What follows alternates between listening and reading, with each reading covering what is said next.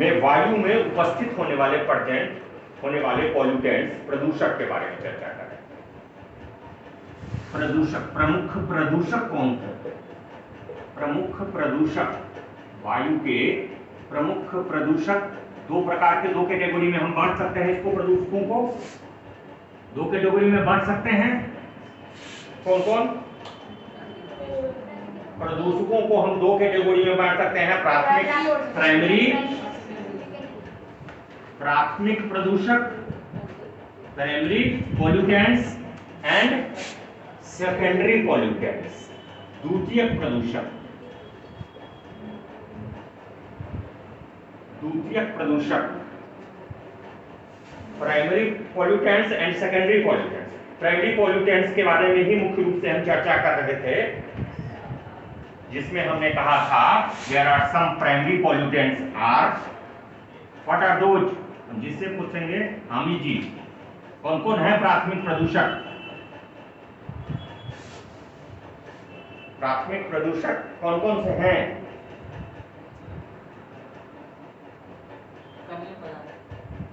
ठीक है, कणीय पदार्थ सही है, कणीय पदार्थ, पार्टिकुलेट मैटर, पीएम।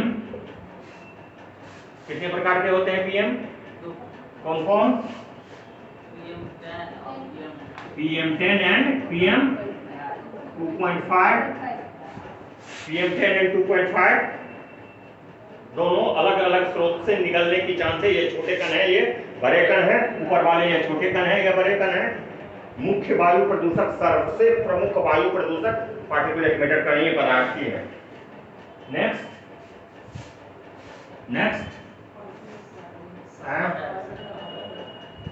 कार्बन का particle, carbon monoxide, right? Carbon monoxide, I have talked about carbon monoxide.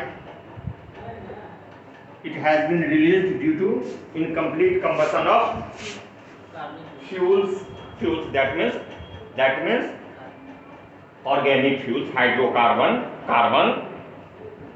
Carbon and hydrocarbonic fuel के अपूर्ण दहन से क्या निकलता है? कार्बन मोनोऑक्साइड निकलता है।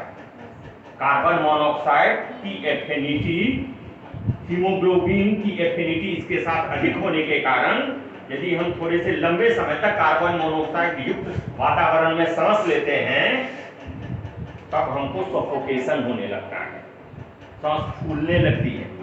थोड़ा सा लंबा समय तक लेंगे, इट में लीड टू। कार्बन मोनोऑक्साइड के बाद सल्फर के oxides.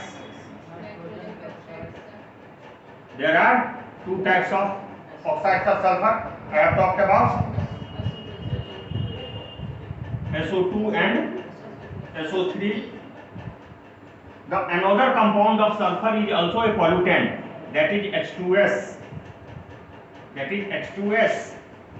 Another compound, not it is oxide, but sulfide of hydrogen.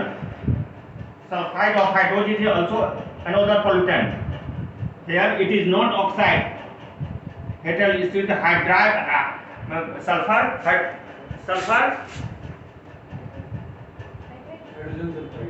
Hydrogen sulfide, hydrate of hydro compound of sulfur, hydride of sulfur. This is the also one of the major. इसके अलावा क्या बोला था? Nitrogen के oxides. There are several oxides of nitrogen.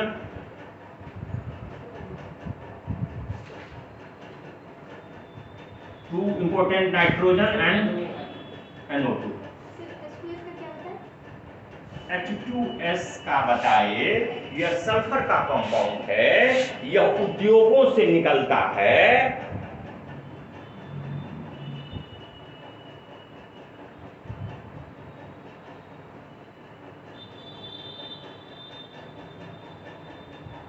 मुख्य रूप से प्रगलक उद्योग से निकलते हैं H2S, स्मेल्टिंग इंडस्ट्रीज। नाइट्रोजन के ऑक्साइड्स देन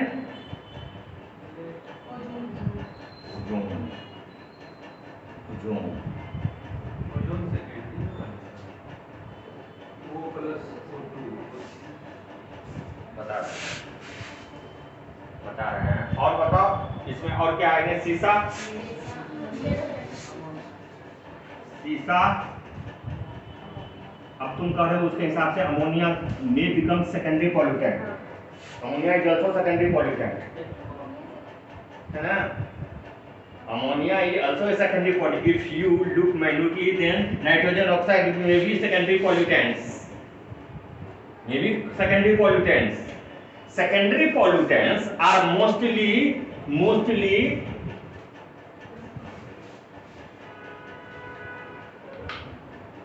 जटिल यौगिकीय होते हैं, प्रायः जटिल यौगिक होते हैं। कई यौगिकों का मिश्रण होता है,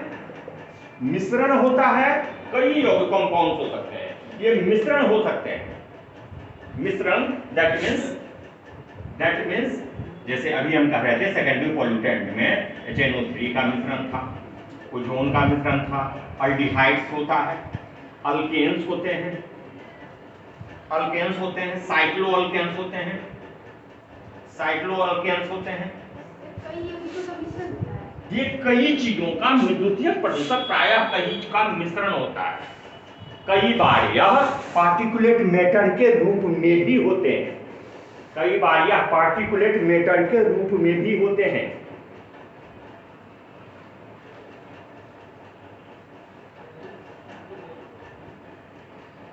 पेन के रूप में हमने कहा था, PAN peroxy acetyl nitrate may become under secondary pollutant,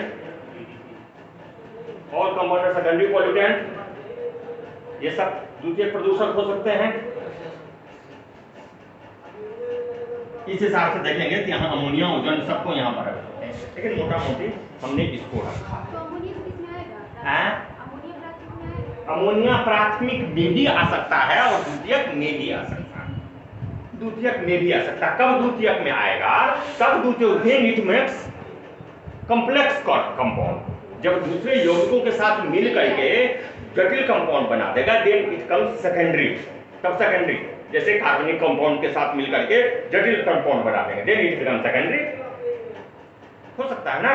वैसे प्राइमरी से ज्यादा यह सेकेंडरी होगा, लेकिन प्राइमरी भी हो सकता है। अमोनिया अपने आप में भी प्रदूषक है।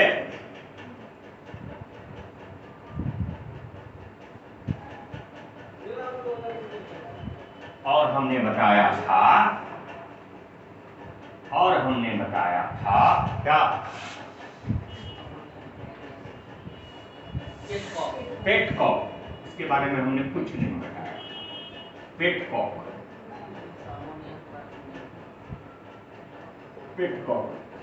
अमोनिया के बारे में भी नहीं बताया था, ठीक है। इसके बाद हमने फर्नेस ऑयल,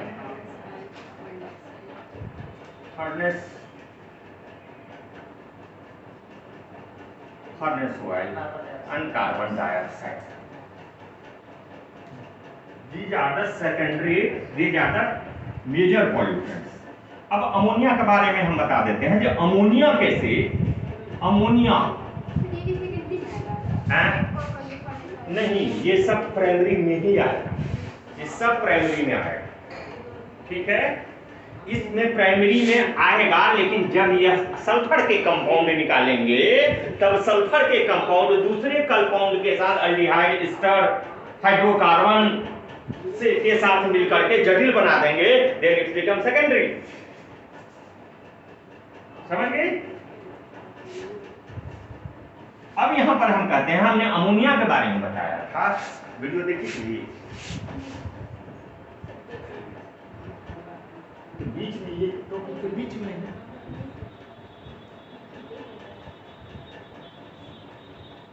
टॉपिक के बीच में आने के लिए, अब टॉपिक के बीच में भी आना बहुत जटिल चीज नहीं है। यदि आप बीच में देख लेते हैं वहां पर भी तो और टॉपिक के बीच में भी आ जाते हैं तो कोई हमको भी बहुत ज्यादा परेशानी नहीं होगी। क्वेश्चन सब क्वेश्चन सॉल्व है, चलिए ठीक है, सॉल्व दैट क्वेश्चन। हमने कहा था अमोनिया कहा था मुख्य रूप से लाइफ स्टॉक वेस्ट मैनेजमेंट से निकलने वाले पशु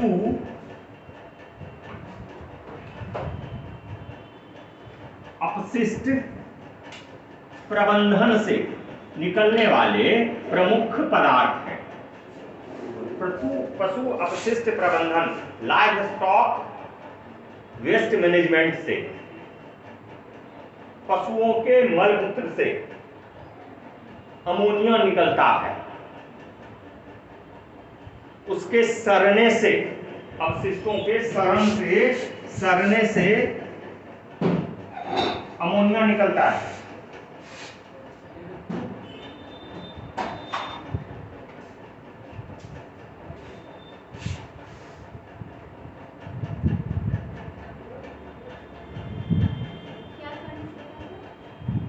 इन अपशिष्टों के सड़ने से, अपशिष्ट सड़ेंगे ना, अपशिष्ट मतलब कचरा, अमोनिया निकलेगा। बहुत समय तक ये छूट जाएंगे, एक्सपोज हो जाएंगे तो अमोनिया निकलेगा। एक निश्चित अमाउंट तक अमोनिया निकलने पर यह याद रखिएगा, गंध होता है कि नहीं होता है? अमोनिया सम स्मेल होता है। Simple example is you look into fish tank. आप फिश टैंक के पास मुंह को ले जाइए, the smell of the fish tank is due to ammonia. The smell in the fish tank is due to ammonia. Fish tank के पास कहीं नाक ले गई हो? नहीं ले गई हो? हम खाने के लिए कहाँ कर रहे हैं? सूंघना थोड़े परिचित है, हैं? ले गई हो? The smell you get there is nothing but the smell of ammonia.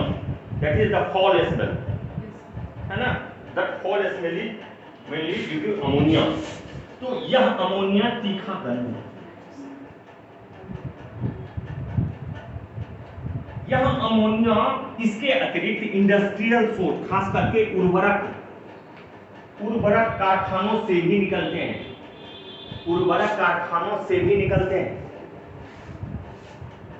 यानी इंडस्ट्री में उर्वरक कारखानों से भी यह अमोनिया निकलते हैं। इन पशु अपशिष्टों नेचुरल तरीका से, यहाँ यह नेचुरल तरीका हो गया। हमने बताया था दो तरीके से कारण दो बताया था ना, तो यह जो कारण हो गया, यह कौन? प्राकृतिक कारण हो गया। यहाँ पर यह मानव जनित कारण हो गया, उर्वरक स्रोत से जो निकले। तो इसलिए तो उर्वरक के बदले उसका भी यूज होता है। एकदम यूज होता ही है। देयर सोर्स ऑफ नाइट्रोजन है ना, नाइट्रोजन। उर्वरक में कौन सा उर्वरक बनाएंगे इससे? सुजीती, उर्वरक में कौन सा उर्वरक बनाते हैं इससे? बोलो, कुछ टाइप ऑफ उर्वरक? यूरिया। यूरिया किसका उर्वरक है? नाइट्रोजन का। सिंपल नाइट्रोजन का उर्वरक है ना। नाइट्रोजन होता है, नाइट्रोजन की मात्रा अधिक होता है ना, तो उसको बनाने के लिए दैट इज मेनली भारत के महिलाओं में मुख्य रूप से जो कमी है, दैट मीन्स यूरिया की कमी सबसे ज्यादा है। तो it is used as fertiliser, that's why it is mostly used. उसी का यूज तो ज्यादा होता है, उसका यूज मनमाने तरीके से होता है, जिसके कारण प्रदूषण, मतलब मृदा प्रदूषण के भी कारण होते चले गए हैं। Now liquid urea has been, nano urea has been used. Nowadays government has promoted nano urea. The speciality of nano urea is it dissolves quickly. बहुत आसानी से घुल जाता है, सिंचाई की आवश्यकता को कम करता है। These are some of the points you can note down here. What is the benefit of nano urea in place of neem coated urea? अभी यूज हो रहा था, अभी भी यूज हो रहा है। नीम कोटेड यूरिया का स्थान पर गवर्नमेंट ने नैनो यूरिया प्रमोट करना शुरू किया है, इसलिए क्योंकि इसके द्वारा सिंचाई की आवश्यकता कम हो जाती है, डिजॉल्व अधिक होता है। डिजॉल्व जो है वह धीरे धीरे होता है, जिस रेट से प्लांट उसको एब्जॉर्ब करता है उसी रेट से वह डिजॉल्व होता है। परिणाम यह होता है कि उससे प्रोडक्शन और प्रोडक्टिविटी पर सकारात्मक असर होता है, बढ़ता है ना। इन कारणों से गवर्नमेंट ने अब नैनो यूरिया को यूज करना शुरू किया है।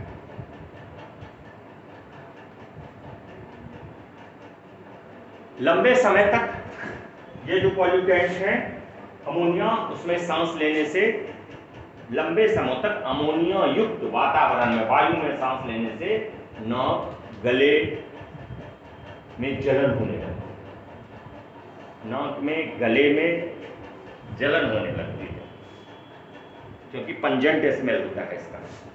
The smell is pungent.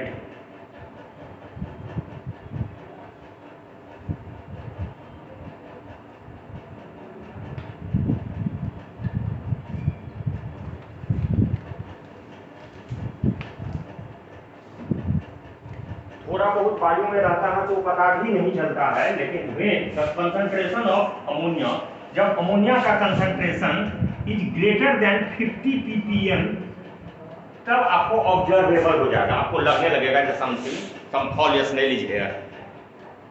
When concentration is more than 50 ppm, 50 ppm से कम होने पर आपको गंध पता भी नहीं चलते हैं।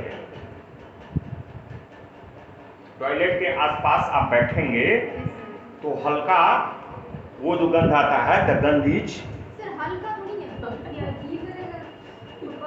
द कंसंट्रेशन, मेरी कंसंट्रेशन आप हवा में, जैसे उसको समझाने का तरीका है, तुमको समझ सकती हो। यदि टॉयलेट जाने के बाद फ्लश का यूज नहीं हुआ, ऑब्वियसली क्या होगा, कंसंट्रेशन बढ़ेगा। यदि आपने फ्लश का यूज कर लिया है तब वो बाहर चला जाएगा, तब वो पंजेंट स्मेल तब होगा। तो इसीलिए कंसंट्रेशन तब होगा, बढ़ेगा। कंसंट्रेशन उसके इसमें बढ़ गया ना, तुम कभी गुजर लोगे तो साफ सफाई नहीं होगा तो बढ़ेगी नहीं, बढ़ेगा तब पंजेंट स्मेल लगेगा। लेकिन वही रेगुलरली फ्लश यूज करते हैं, रिलीज होता ही है, जाता है, रिलीज होता है, लेकिन आप उस रिलीज को कितना देर तक वहां रहने देते हैं। थोड़ा देर सड़ने के बाद, है ना, आप फ्लश यूज करेंगे। चलिए, this is the simple issue, it is not very complex issue. लंबे देर तक आंख में जलन, तब यह इस कंसंट्रेशन लेवल पर आपको पता लगेगा जो समथिंग इज देयर। नाक से जब आप इस कंसंट्रेशन लेवल पर आएंगे मोर देन 50 ppm, यानी 50 ppm तक रहेगा तो आपको पता भी नहीं चलेगा कि देयर इज अमोनिया और नॉट। ठीक है, इससे ज्यादा पर आपको पता होने लगता है जो समथिंग का है। यदि कंसंट्रेशन बहुत ज्यादा होने लगेगा हाँ, इससे ऊपर पर पता चलेगा, इससे ऊपर पर पता चलेगा, लेकिन जलन 100, 150, 200 के आसपास, 500 के आसपास आएगा तो जलन होगा, जलन होना स्टार्ट हो जाएगा 500 के आसपास। वहीं 1000, 1500 के आसपास जैसे ही आप चले जाएंगे ppm पर, it becomes poisonous, विषैला हो जाता है, मौतें तक हो जाती है। अधिक सांद्रता मतलब 150 ppm से ज्यादा, 1500 से ज्यादा, from 1500 to 2000 more than ppm के केस में इट्स बिकम पॉइजनस।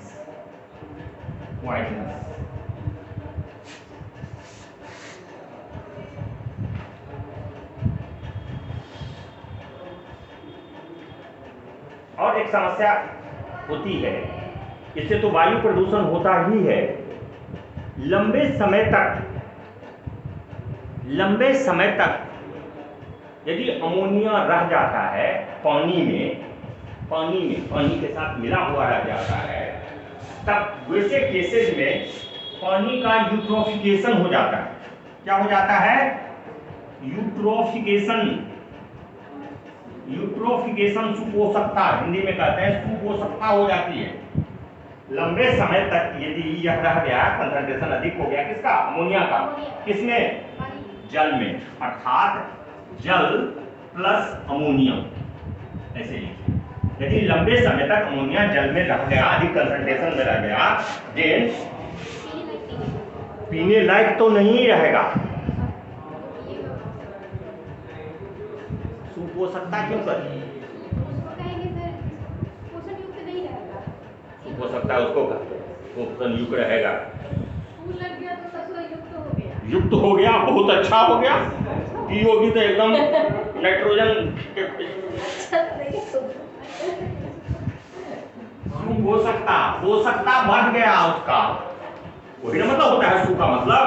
तो हम युक्त बोले सर, अच्छा हो गया ये नहीं बोले, बोले सु हो गया तो मतलब युक्त हो गया। युक्त हो गया, यू हो गया, सु हो गया, सुपोषकता मतलब पोषकता बढ़ गई। इसका सिंपल मीनिंग यही आ रहा है। सुपोषकता, सु शब्द जब लगाते हैं, सु प्रीफिक्स लगाते हैं हिंदी में, तब उसका मतलब हो गया कि उस चीज को सुंदर बनाते हैं, अच्छा बनाते हैं, है ना। तो यहाँ पर सुपोषकता यूट्रोफिकेशन हो गया, क्या हो जाएगा, क्या हो जाएगा देन, जल का क्या हो जाएगा, पीने योग्य हो जाएगा, पी है नहीं। व्हाट इज सुपोषकता, हाँ व्हाट इज सुपोषकता, अभी तो बायोलॉजी से है, व्हाट इज सुपोषकता, it is term of you ecology में आप पढ़ी होंगे। व्हाट इज सुपोषकता, यूट्रोफिकेशन,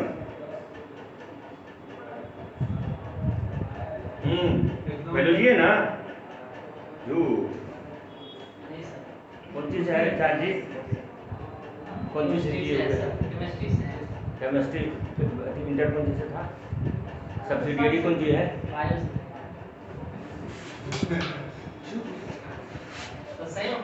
बायो से तो सब्सिडियरी पढ़ता है कि नहीं पढ़ता, तब काई लगा हुआ तालाब वगैरह होता है ना, उसमें अगर ऑक्सीजन का जो एनरिचमेंट क्या कर रही है तुम मोबाइल में क्यों यूज कर रही है, हैं? सुपोषकता सर्च करिए, मोबाइल छीन करके रख रही है। गंदे पानी, जो गंदा पानी वगैरह, गंदा पानी, तू कंसेप्ट पता नहीं रहा, गंदा पानी है क्या? काई जो लगता है उसमें सब कुछ क्या होता है यहाँ पर, तो बताओ ना हमको, काई लगता है तो क्या होता है, क्या लगेगा, क्या होगा, क्या है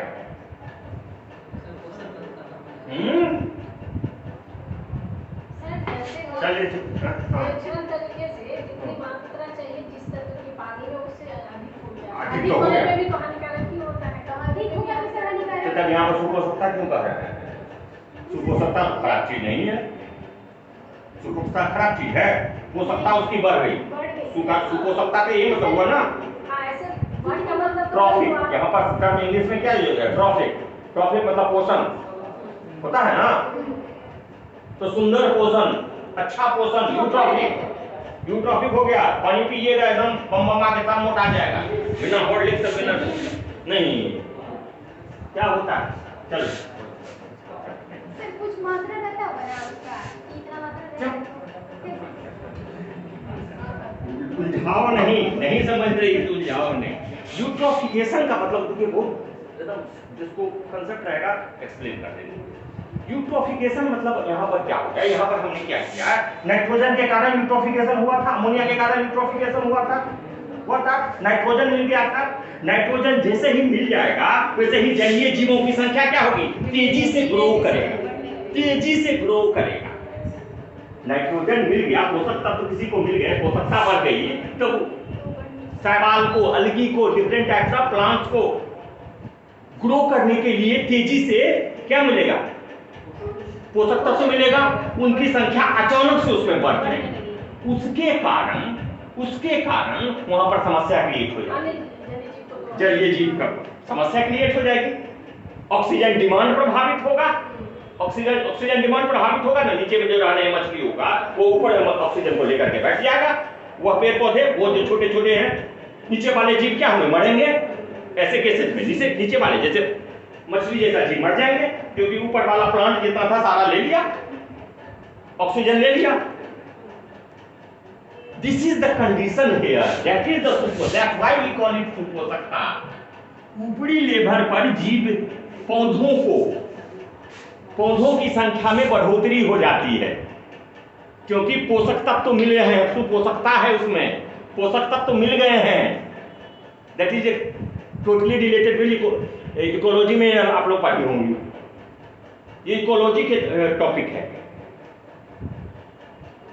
यह जलीय एक तरह से प्रदूषण कहलाएगा, प्रदूषण कहलाएगा ना, ऑक्सीजन डिमांड का प्रभावित होना, नीचे जीवों को मरना पर्यावरण के लिए अच्छी चीज तो नहीं है।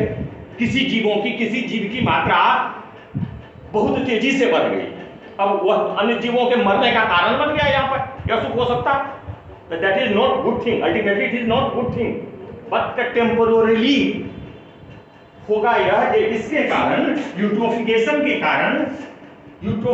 के कारण पोषण स्तर, नाइट्रोजन की उपलब्धता बढ़ जाएगी, जिसके कारण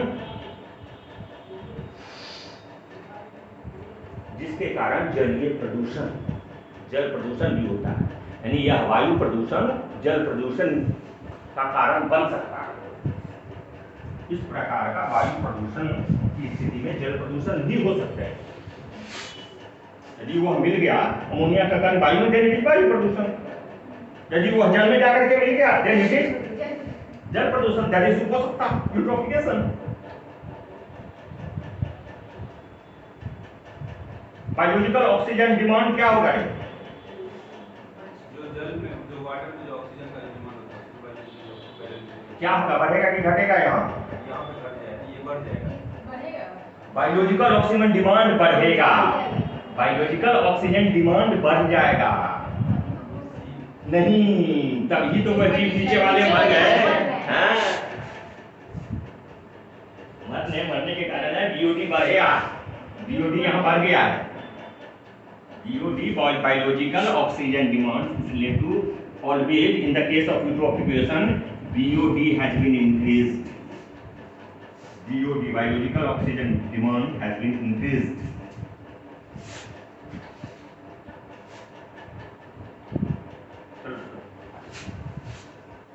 यह इसके बाद कितना समझ लें कि यह नाइट्रोजन अमोनिया यदि दूसरे पदार्थों से, हाइड्रोकार्बन से मिल गया, तब वह सेकेंडरी पॉल्यूटेंट बन जाएगा। यह दूसरे हाइड्रोकार्बनों से मिल करके जटिल पदार्थ बना दिया, then it will lead to secondary, even particulate matter 2.5 तक यह बना देता है, PM 2.5 तक बना देता है। कौन? यह अमोनिया प्लस हाइड्रोकार्बन,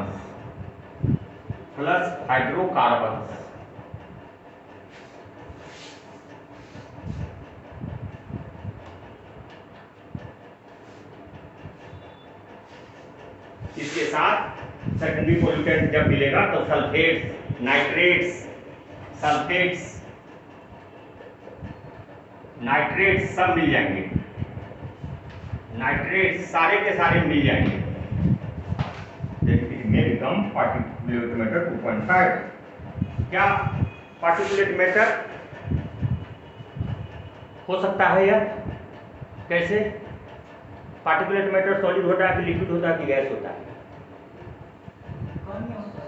कण होता है, तो सॉलिड होता है कि लिक्विड होता है कि गैस होगा? सॉलिड एंड लिक्विड बोथ होता है। Particulate matter may be solid, may be liquid, दोनों हो सकता है।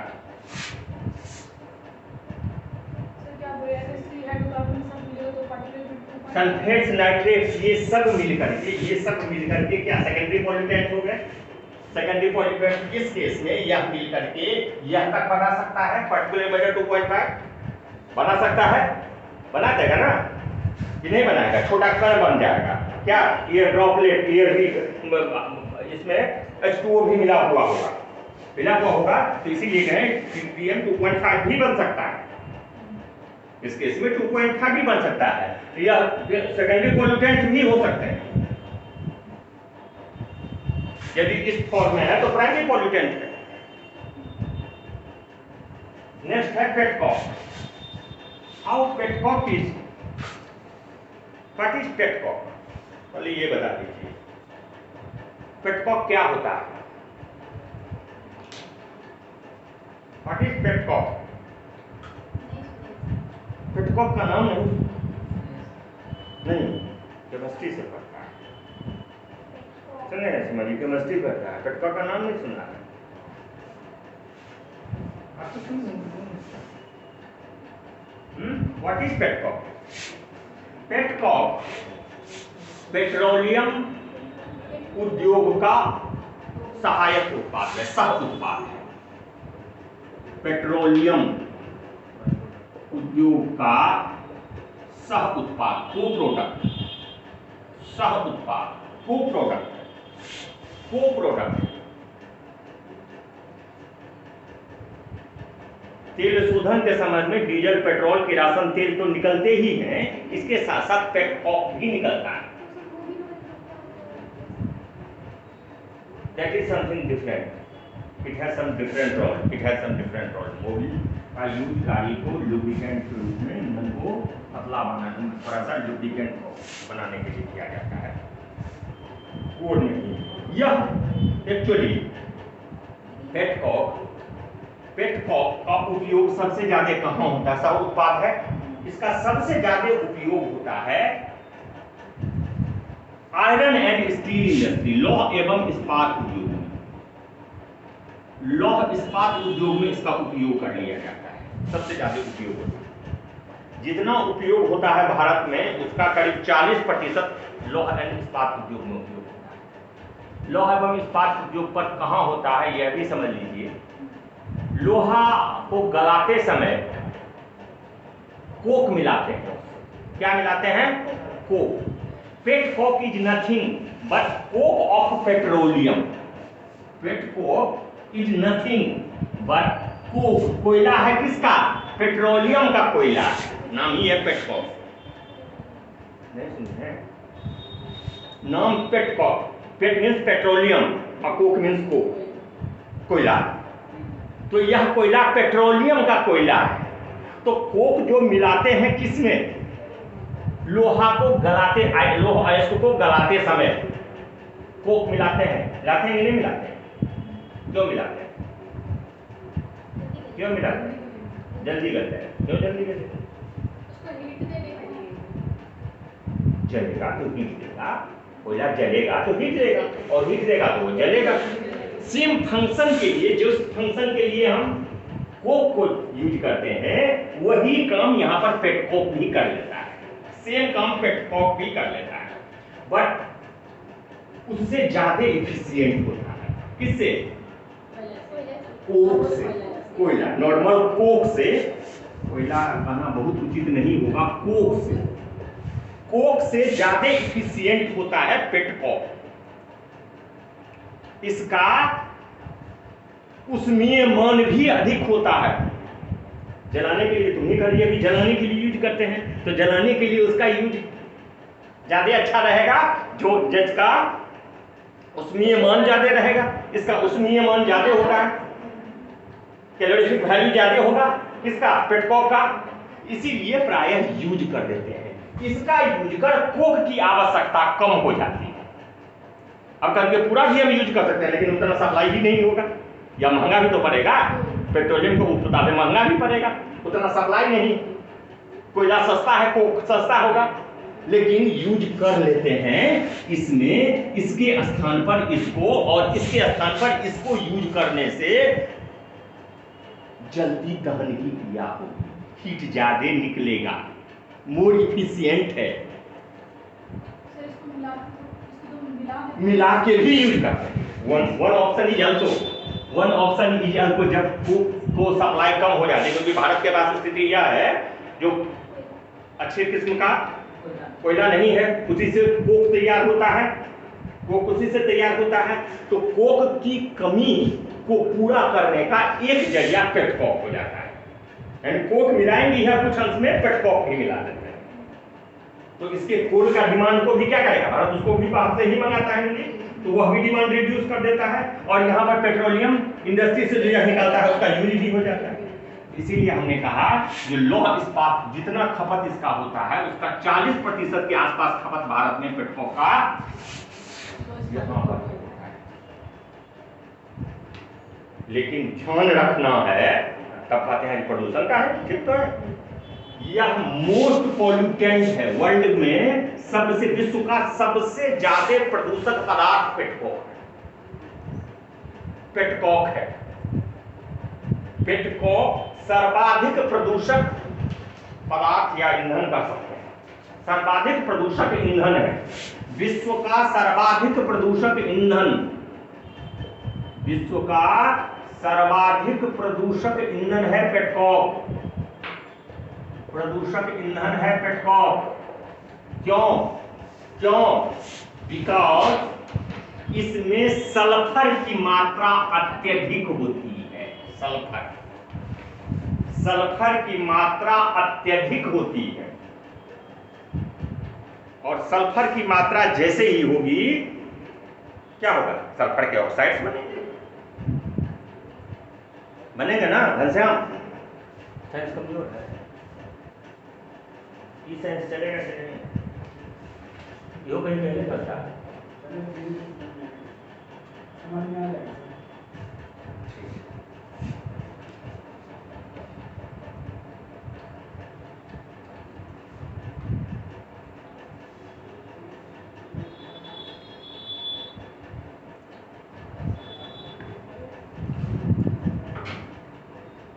सल्फर के कारण यह सर्वाधिक, अमेरिका जैसे देशों में यह प्रतिबंधित है, नहीं भी किया जा सकता, लेकिन भारत में प्रतिबंध नहीं लगा हुआ है, क्योंकि भारत को कोक की आवश्यकता है,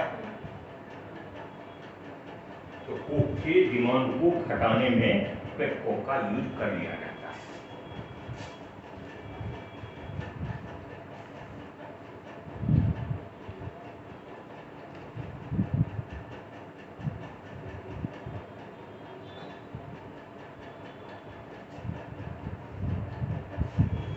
सल्फर तो सबसे ज्यादा है ही, ऐसा फ्यूल है जिसमें सल्फर की मात्रा सबसे ज्यादा है। इसके अतिरिक्त यह कुछ हैवी मेटल्स भी निकालते हैं, इसके जलने के समय में कुछ हैवी मेटल्स जैसे वेनेडियम, क्रोमियम, वेनेडियम और क्रोमियम जैसे भारी धातु, vanadium, it also releases vanadium, chromium, it also releases heavy metals like vanadium, chromium, यह भी प्रदूषण का कारण बनते हैं। सल्फर के अतिरिक्त यह भी प्रदूषण का, ये भी प्रदूषण के कारण बनेंगे।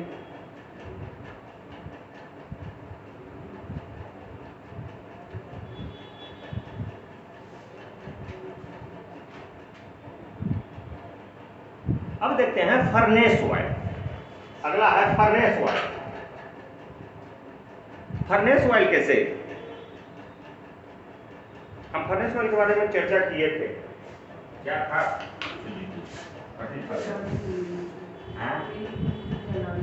जलाने के लिए ऑयल है, तेल है ना? यह भी तेल है। यह निकलता है पेट्रोलियम पदार्थों के डिस्टिलेशन आसवन के दौरान। तेल शोधन कारखानों में तेल शोधन, जब कच्चे तेल का हम शोधन करते हैं, कच्चे तेलों का जब शोधन किया जाता है, तब उसी समय में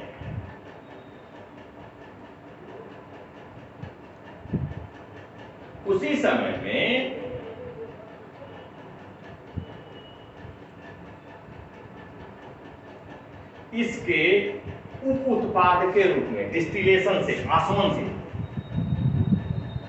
से डिस्टिलेशन से उप उत्पाद के रूप में फर्नेस ऑयल प्राप्त होता है।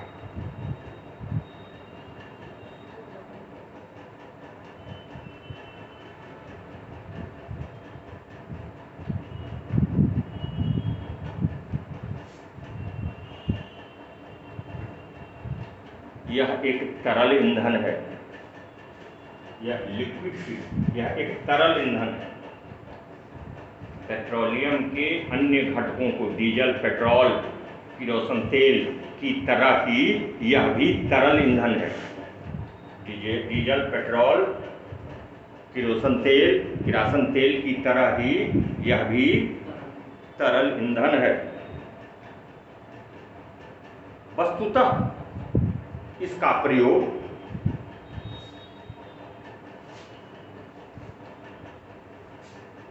हीट जनरेशन के लिए किया जाता है, ऊष्मा उत्पन्न करने। ईंधन है तो ऊष्मा उत्पन्न करेगा। कहां पर?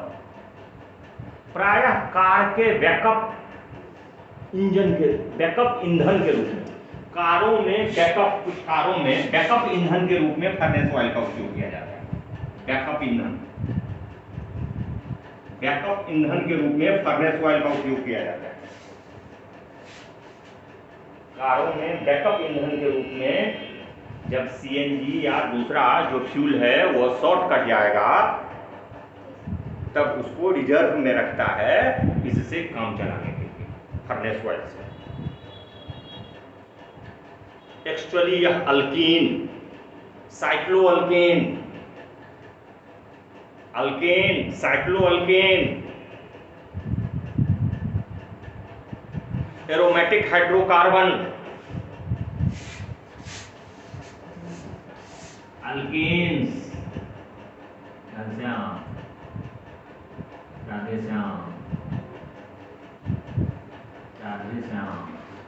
साइक्लो अल्केन्स, एरोमेटिक हाइड्रोकार्बन, नाम सुने हो? हाँ? नहीं?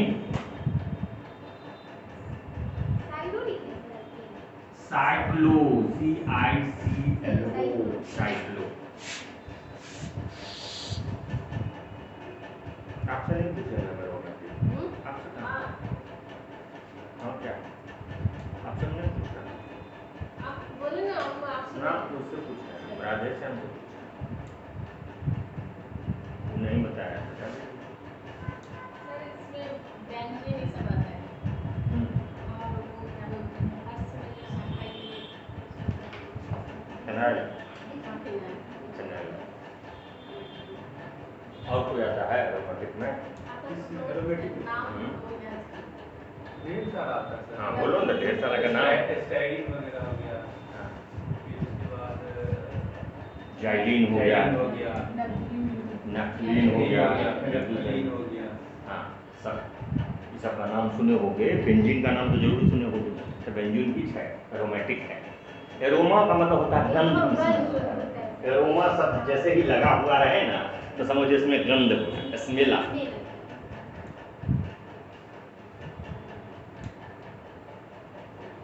तो ऐसा हाइड्रोकार्बन है जिसमें तेज गंध है। That's why it is called aromatic. Example है बेंजीन, बेंजीन, टॉल्यूइन, टॉल्यूइन भी है, toluene, xylene, xylene, benzene, toluene, xylene, ये सब एरोमेटिक हाइड्रोकार्बन। तो ये सब नेफ्थलीन,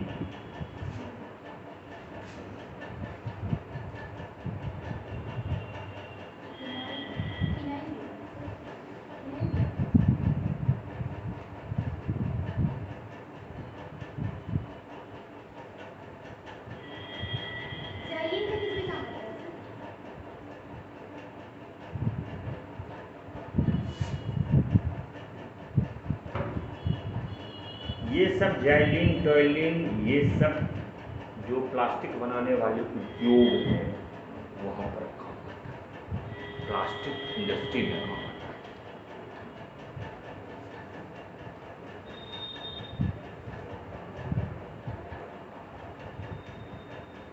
अंतिम है कार्बन डाइऑक्साइड।